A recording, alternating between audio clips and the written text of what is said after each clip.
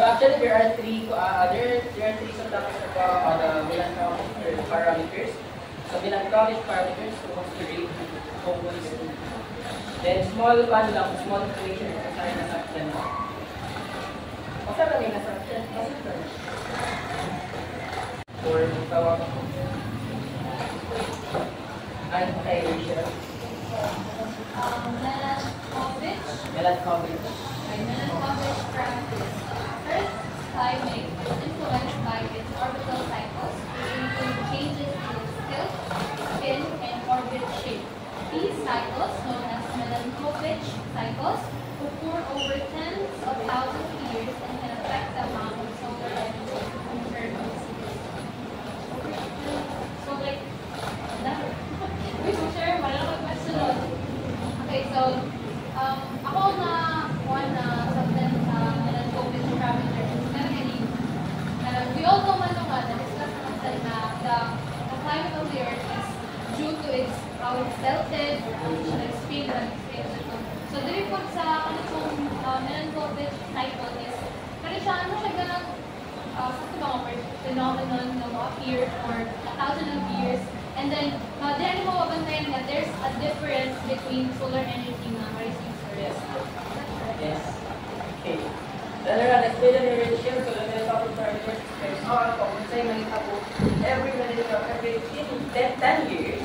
Kaya naman po yung part ng ang orbit sa Earth mo ay mag-change of sizes, mag-stretch, or finish siya na ma-discover na diya. Pero for the pinapaka-years po ma-discover na tali din yung part at tali na part sa Earth ay finish siya po for yung part po.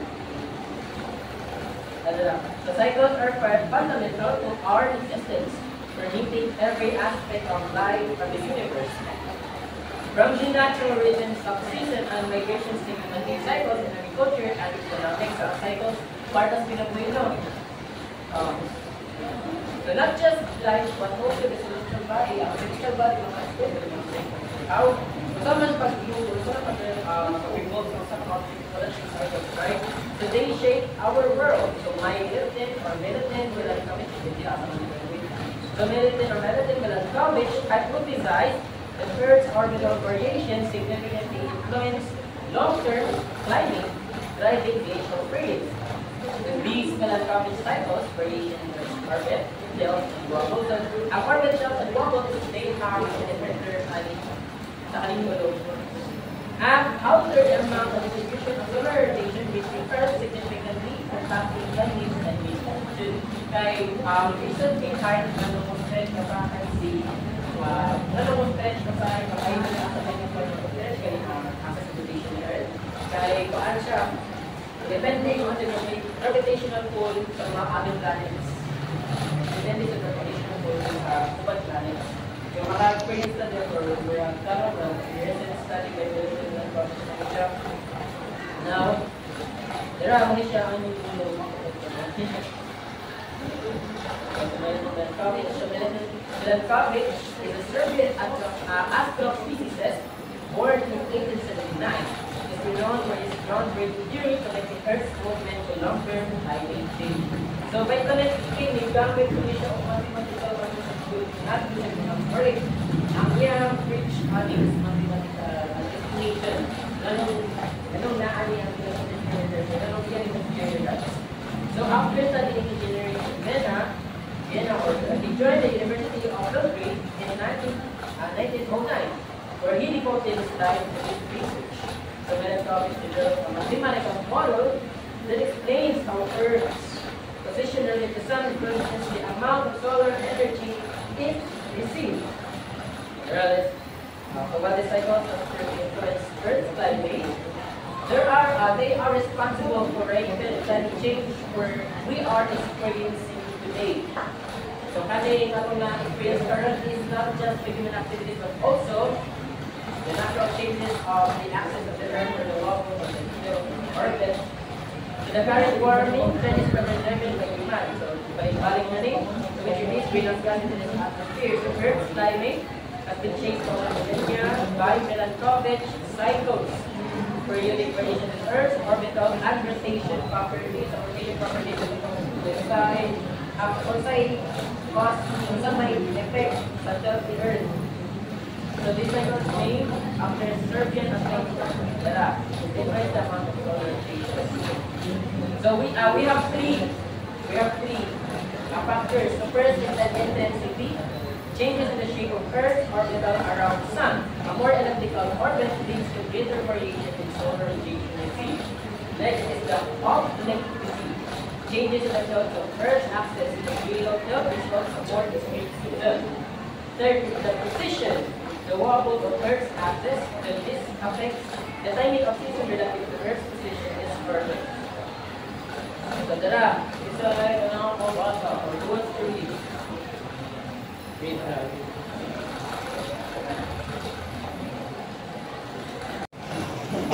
Earth's journey around the sun is perfectly circular. It's slightly elliptical, like an elongated circle. It is simplicity a measure of how much the orbit deviates from a perfect circle. It occurs when the rotational pole of Jupiter and Saturn. This elliptical orbit affects our seasons. Currently being measured in its year. Summers are longer than winters due to its simplicity. As Earth's orbit becomes more circular, the basic seasonal differences will gradually diminish. At perihelion, closest to the sun, around 9 hours Earth receives about 6.2% more solar radiation than perihelion, farthest from the sun. Around July 4th, where the simplicity is at its maximum, this difference will reach 23%. However, Earth's simplicity is currently decreasing, moving forward towards a more circular orbit in 1,000 years cycle. While its simplicity influences the amount of solar radiation Earth receives, the overall impact of the global annual insolation is relatively small, wherefore it plays a minor role in seasonal variation. Yeah. So this explained that it's influenced by the gravitational pull of Jupiter and Saturn toward example,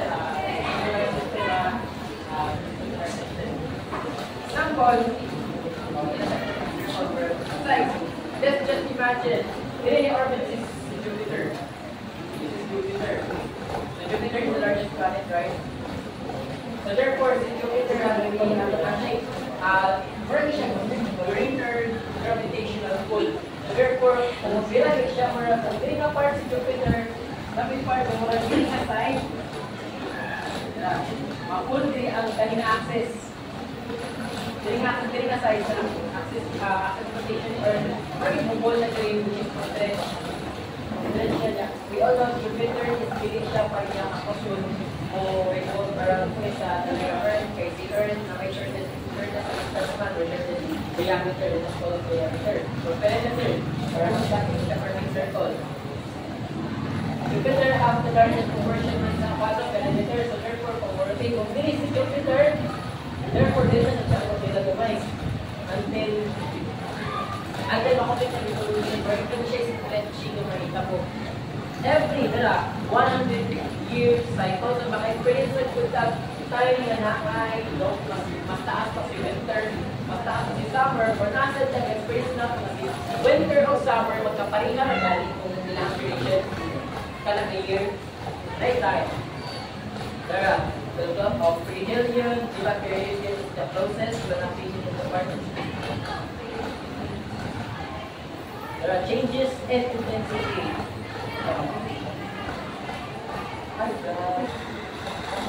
Dira pa kasi mo diri nga. Awa diri nga sa stress. That is what we call intensity. Eccentricity. Diba na stress, ang laki na stress, ang balik siya. But, recorded every 100,000 year cycle. Yan ang ating experience. Kung the more na circular ang shape sa axis rotation ni Earth, the more na more polarized the duration ni winter and summer. Pero kung farther to siya, so difference na siya.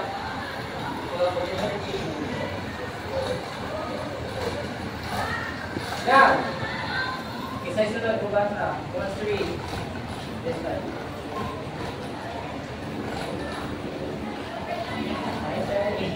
Okay,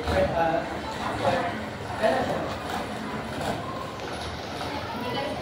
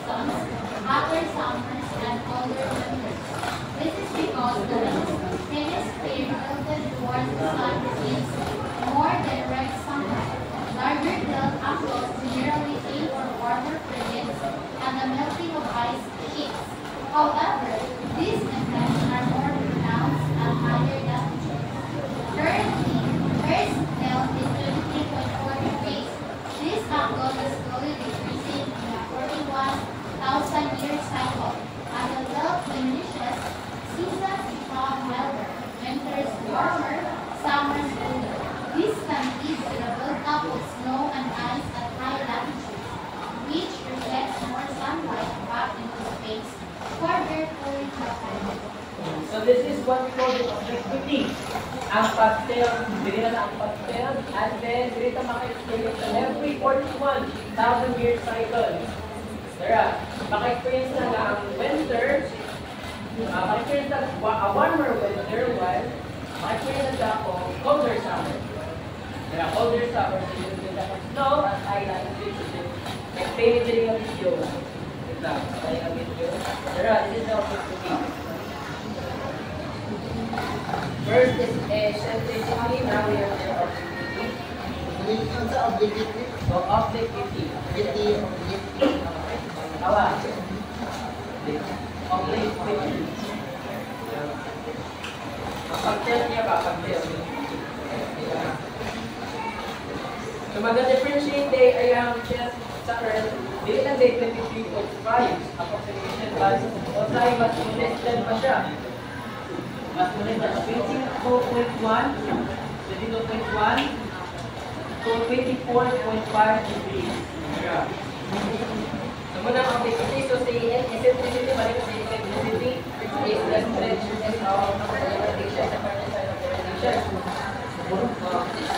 Kasi mas stretch pa sa may part mo, mas complete yung sasabihin mo, nasa yung part mo, circular siya.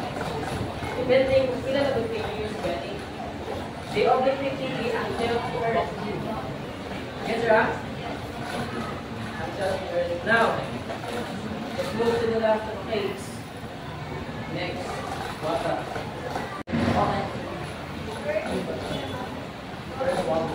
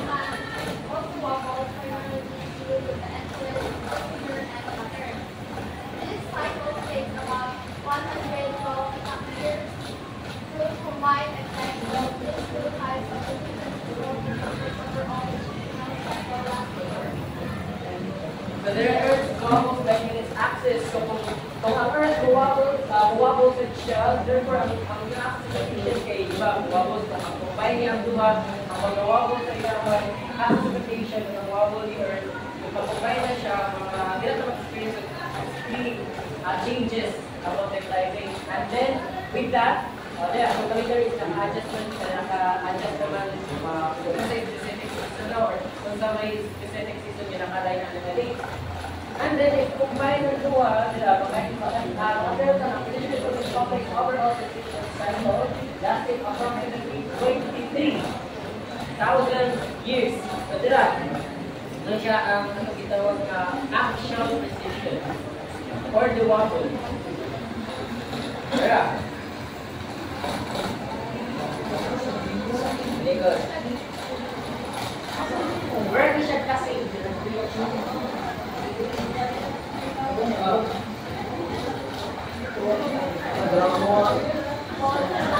Diba, balik ko na kasi eccentricity.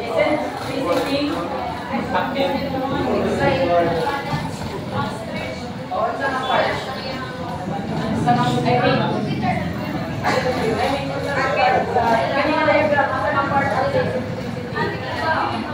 kanina diagram. Asa na, bakit sa akin sa position? Sa akin sa ang naapektahan ng eccentricity.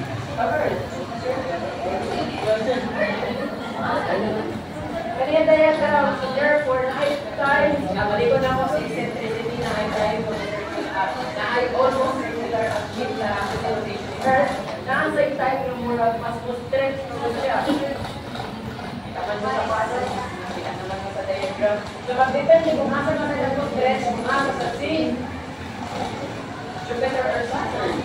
Diba yung sabi ko, mag-point ng Jupiter or Saturn, so therefore, mag-depend ang gravitational pull. So therefore,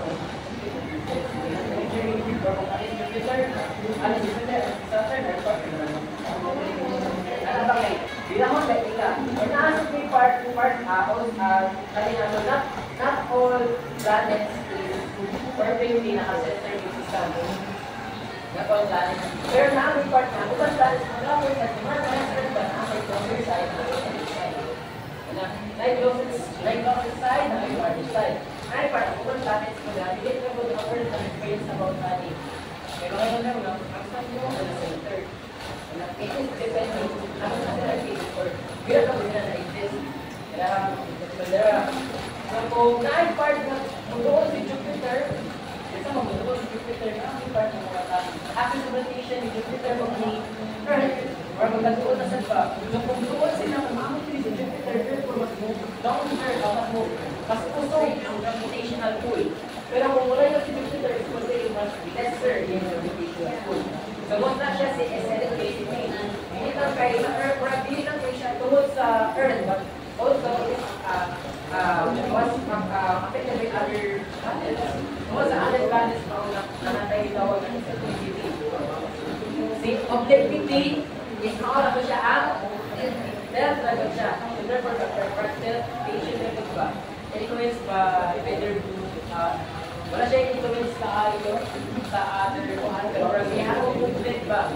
So delta siya. Anitang action, precision, is dali siya, which is affected or naka-nice or affected by the moon or the sun. The actual position is pagtulog sa iyang access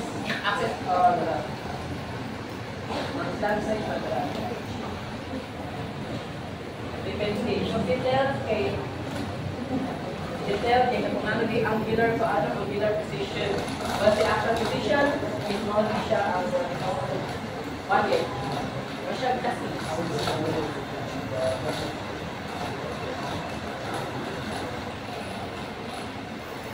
Cycles, solar relation to itself, and wobble exert a profound influence on our planet, long-term planet. So by combining these cycles, philanthropists develop a mathematical model that in essence acts as climate time machine, predicting past and future climate conditions. So, kung wala ni, di man ang college mo, nakapit siya over kay,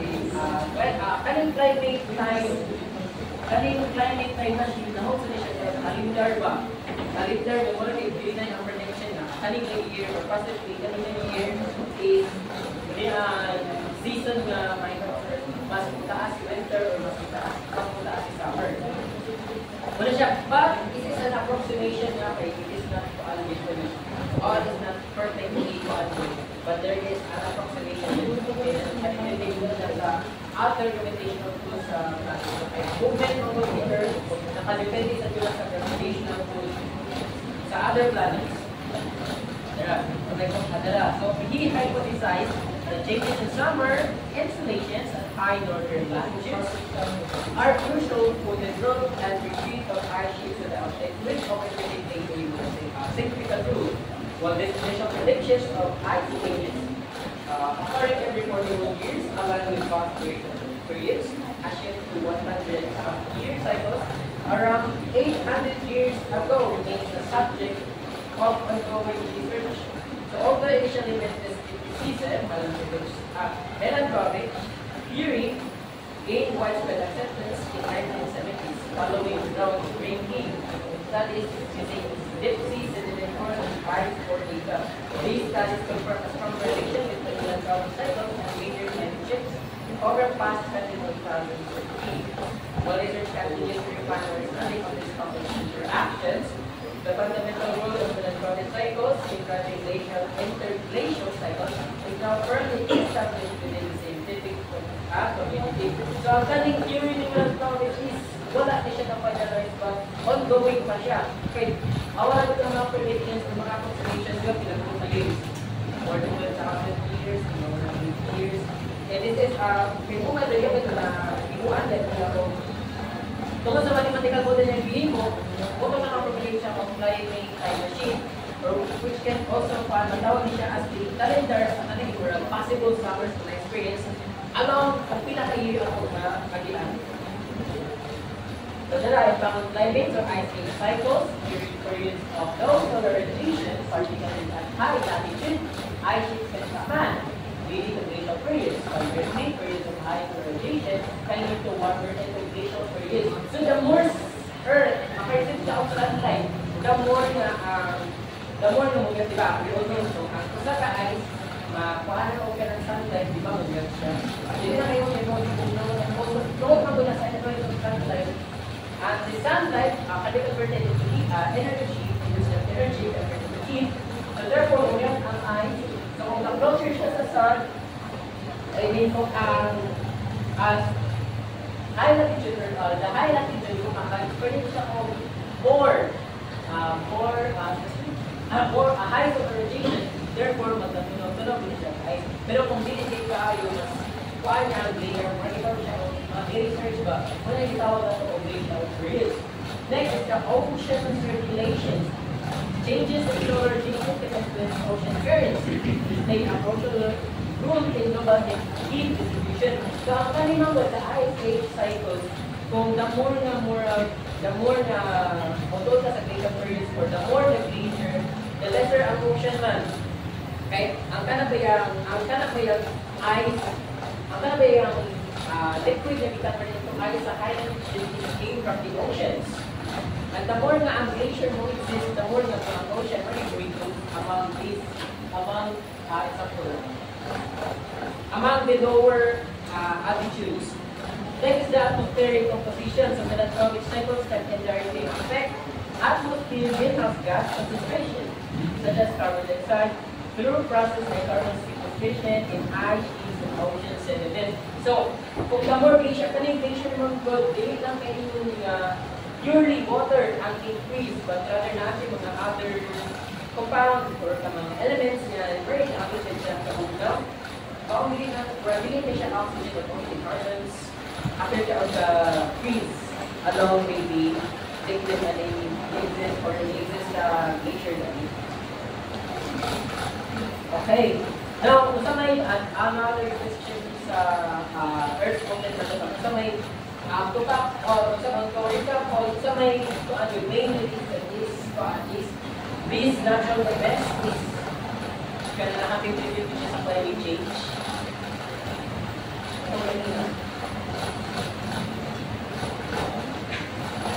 So we can tell yes kay gibalik na kaya tarang may nakuha na experiences because of the global warming and global warming is because of the greenhouse emission and where binuhatan ng mga tao. So therefore, ang tarang na climate change na experience is because of human activities. And when you start with the global warming,